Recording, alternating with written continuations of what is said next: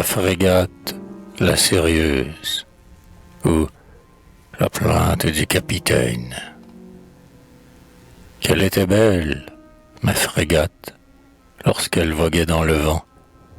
Elle avait, au soleil levant, toutes les couleurs de l'agate.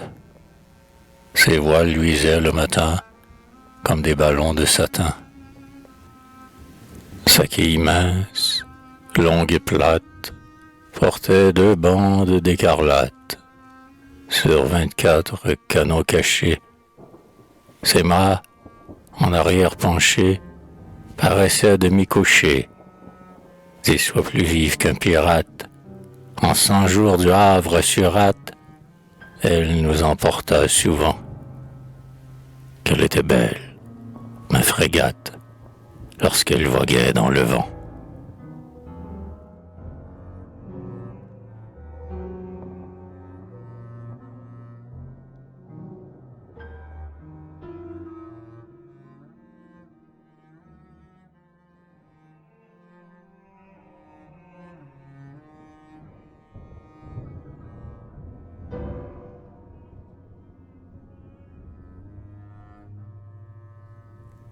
Brest vante son beau port et cette rade insigne où peuvent manœuvrer 300 vaisseaux de ligne.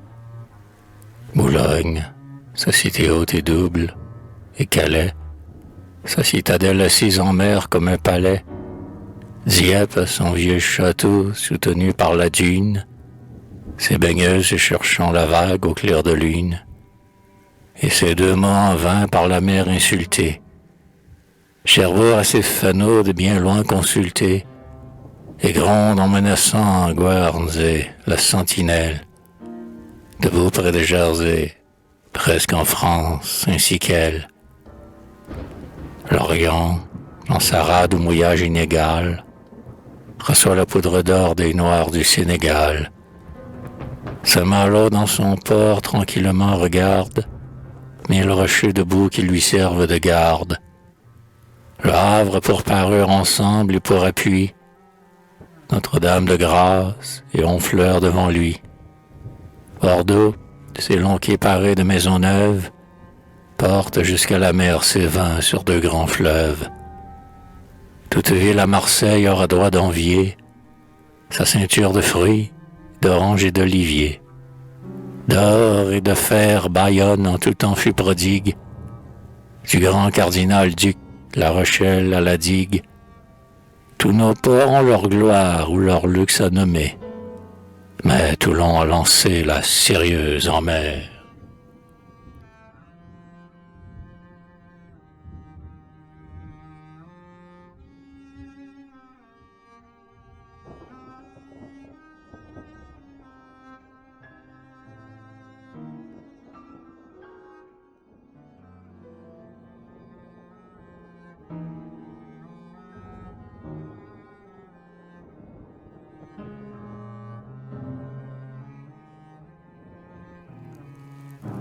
La traversée, quand la belle sérieuse pour l'Égypte appareilla, sa figure gracieuse avant le jour s'éveilla.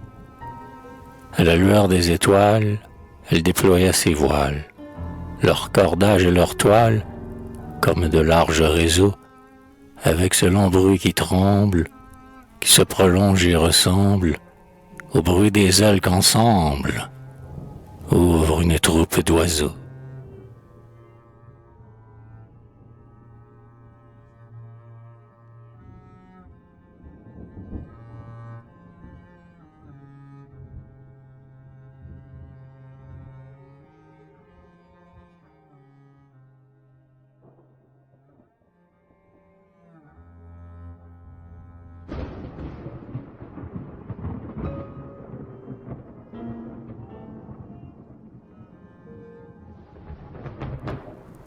Dès que l'ancre dégagée revient par son câble à bord, la proue alors est changée, selon l'aiguille et le nord. La sérieuse l'observe, elle passe la réserve, et puis marche de conserve avec le Grand Orient. Sa voilure toute blanche, comme un sein gonflé se penche. Chaque mât, comme une branche, touche la vague en pliant.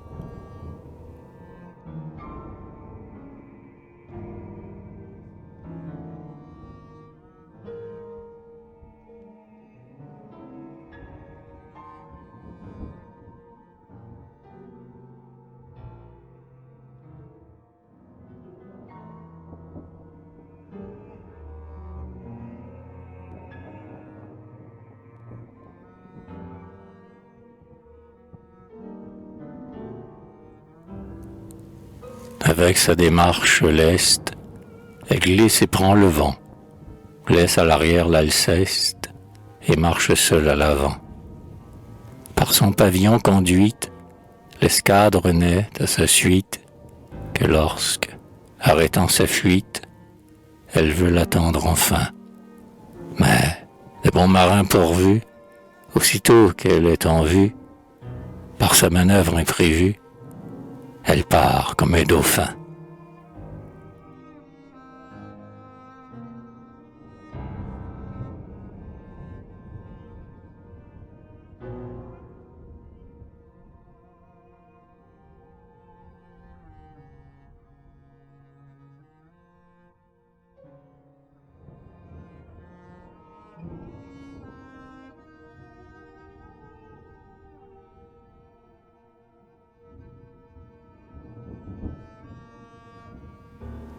Comme un dauphin, elle saute, elle plonge comme lui dans la mer profonde et haute, où le feu scintille à lui.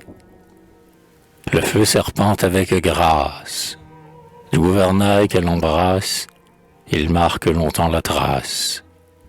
Et l'on dirait un éclair qui, n'ayant pu nous atteindre, dans les vagues va s'éteindre, mais ne cesse de l'éteindre du prisme enflammé de l'air.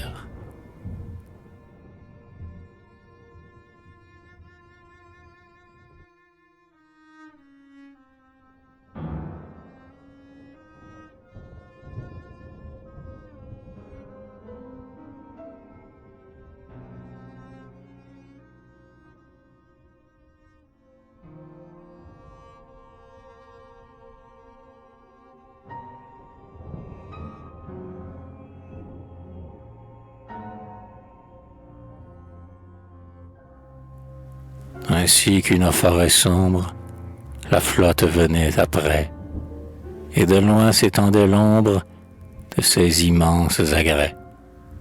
En voyant le Spartiate, le Franklin et sa frégate, le bleu, le blanc, l'écarlate, de 100 mâts nationaux, l'armée, en convoi, remise, comme en garde à l'Artémise, nous nous dîmes, c'est Venise qui s'avance sur les eaux.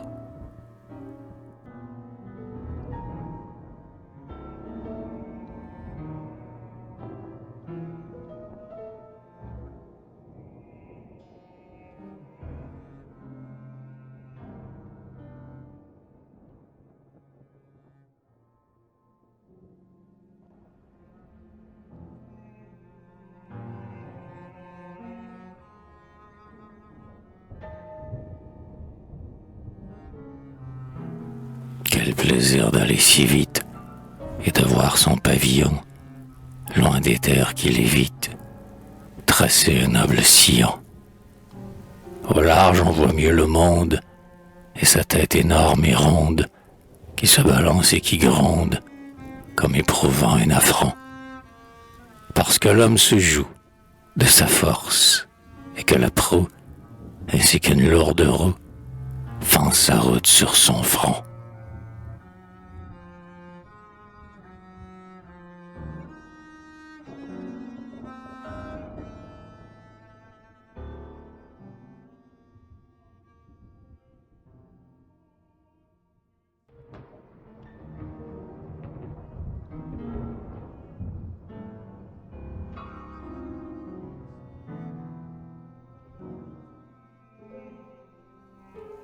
Quel plaisir et quel spectacle que l'élément triste et froid ouvert ainsi sans obstacle par un bois de chêne étroit.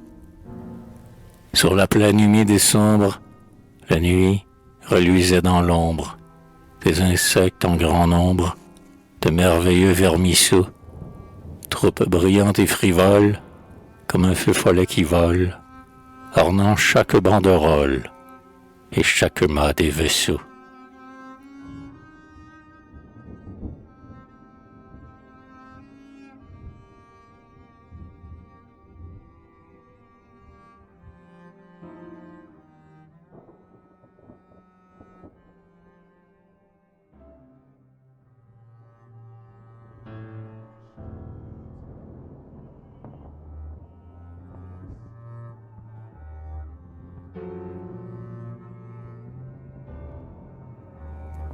Et surtout la sérieuse était belle nuit et jour. La mère, douce et curieuse, la portait avec amour. Comme un vieux lion abaisse sa longue crinière épaisse, et, sans l'agiter, il laisse se jouer le lionceau. Comme sur sa tête agile, une femme tient l'argile, où le jonc souple et fragile d'un mystérieux berceau.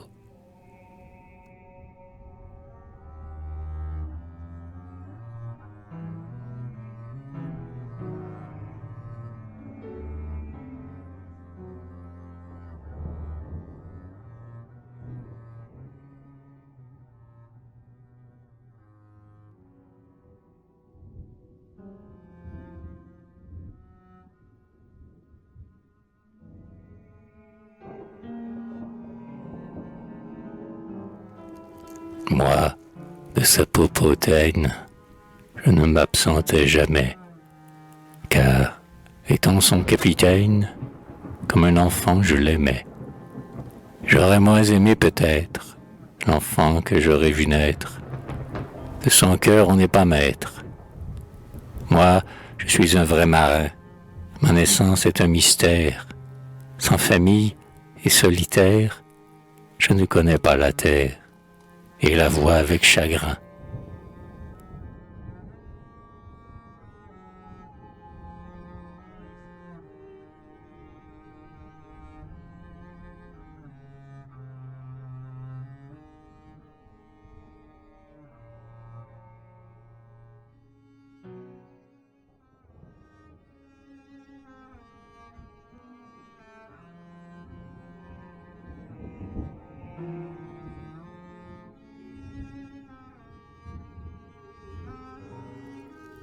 Mon banc de quart et mon trône, j'y règne plus que les rois. Sainte Barbe est ma patronne, mon sceptre est mon porte-voix. Ma couronne est ma cocarde, mes officiers sont ma garde. À tous les vents je hasarde. Mon peuple de matelots, sans que personne ne demande à quel bord je veux qu'il tende, et pourquoi je lui commande d'être plus fort que les flots.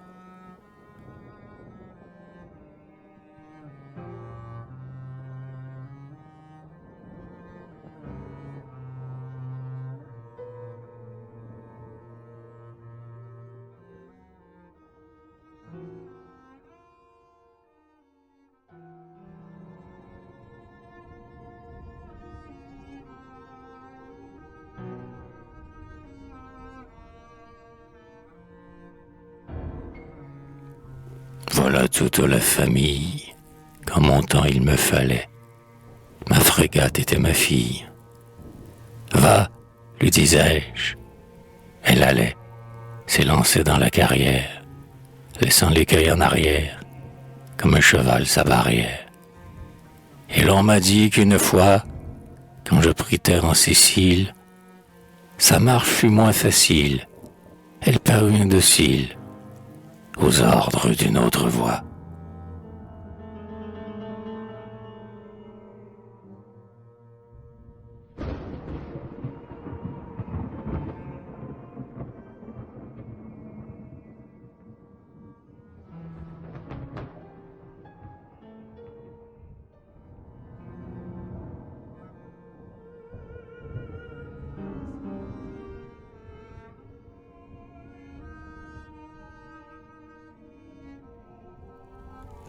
On l'aurait cru animé, toute l'Égypte l'a pris, si blanche et si bien formée, pour un gracieux esprit des Français compatriotes, lorsqu'en avant de la flotte, dont elle était le pilote, doublant une vieille tour, elle entra, sans avarie, au cri « Vive la patrie !» dans le port d'Alexandrie, qu'on appelle Abou Mandour.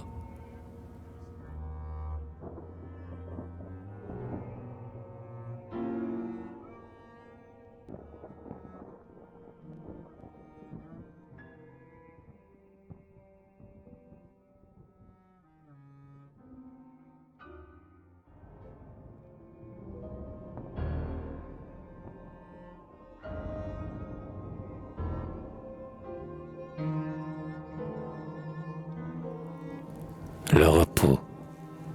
Une fois, par malheur, si vous avez pris terre, peut-être qu'un de vous, sur un lac solitaire, aura vu, comme moi, quelques cygnes endormis, qui se laissaient au vent balancer à demi. Sa tête nonchalante, en arrière appuyée, se cache dans les plumes au soleil essuyé. Son poitrail est lavé par le flot transparent, comme un écueil où l'eau se joue en expirant. Le duvet, en passant l'air dérobe à sa plume, autour de lui s'envole et se mêle à l'écume. Une aile est son coussin, l'autre est son éventail. Il dort, et de son pied le large gouvernail trouble encore, en ramant, l'eau tournoyante et douce, tandis que sur ses flancs se forme un lit de mousse, de feuilles et de joncs et d'herbages errants qu'apportent près de lui d'invisibles courants.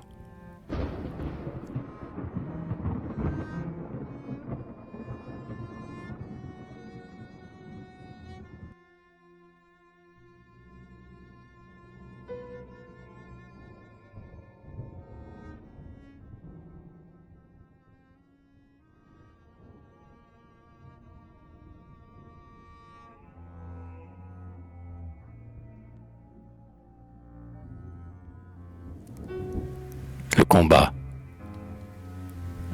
Ainsi près de Bouquier reposait ma frégate. À l'ancre dans la rade, en avant des vaisseaux, on voyait de bien loin son corset d'écarlate se mirer dans les eaux. Ses canots l'entouraient, à leur place assignée. Pas une voile ouverte, on était sans danger. Ses cordages semblaient des filets d'araignées, tant ils étaient légers. Nous étions tous marins, plus de soldats timides, qui chancellent à bord ainsi que des enfants. Ils marchaient sur leur sol, prenant des pyramides, montant des éléphants. Il faisait beau. La mer, de sable environné, brillait comme un bassin d'argent entouré d'or. Un vaste soleil rouge annonça la journée du 15 Thermidor. La sérieuse, alors s'ébranla sur sa quille. Quand venait un combat, c'était toujours ici. Je le reconnus bien, et je lui dis, « Ma fille, je te comprends. Merci. » J'avais une lunette exercée aux étoiles. Je la pris et la tins ferme sur l'horizon. 1, 2, 3. Je vis 13 et 14 voiles. Enfin, c'était Nelson. Il courait entre nous en avant de la brise, la sérieuse à l'ancre, immobile s'offrant, reçut le rude abord sans en être surprise, comme un roc un torrent. Tous passèrent près d'elle en lâchant leur bordée. Fière, elle répondit aussi 14 fois, et partout les vaisseaux il fut débordé. Mais il en resta 3.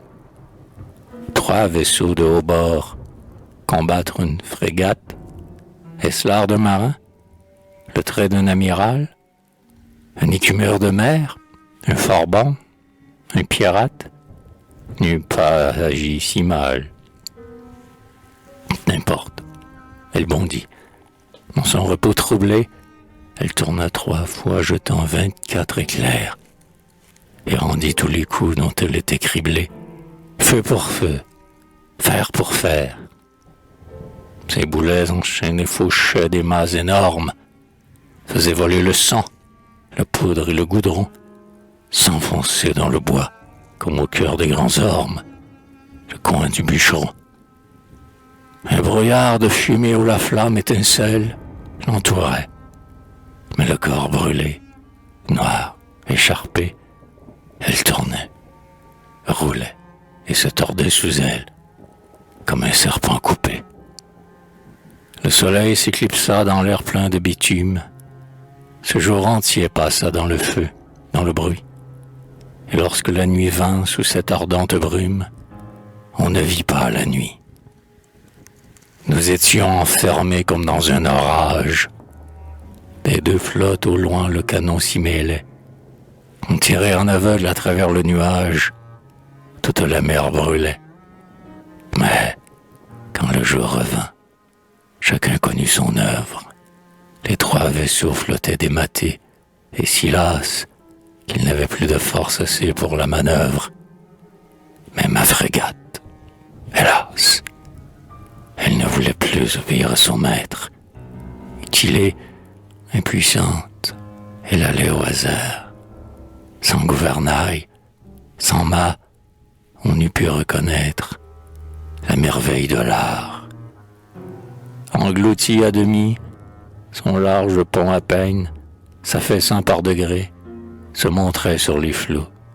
Et là ne restait plus, avec moi capitaine, que 12 matelots. Je les fis mettre en mer à bord d'une chaloupe, hors de notre eau tournante et de son tourbillon, et je revins tout seul me coucher sur la poupe, au pied du pavillon. J'aperçus des Anglais les figures livides, faisant pour s'approcher un inutile effort sur leurs vaisseaux flottants comme des tonneaux vides, vaincus par notre mort. La Sérieuse alors semblait à l'agonie. L'eau dans ses cavités bouillonnait sourdement. Elle, comme voyant sa carrière finie, gémit profondément.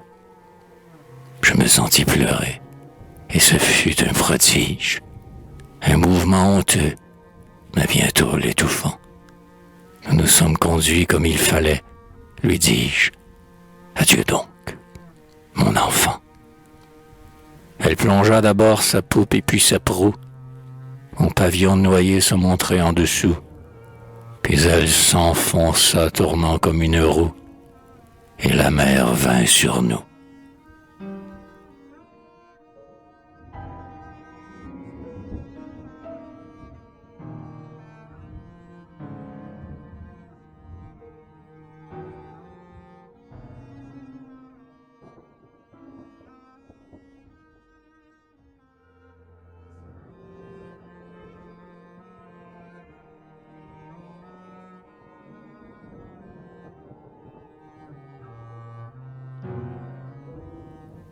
Hélas, 2 mousses d'Angleterre me sauvèrent alors, dit-on, et me voici sur un ponton.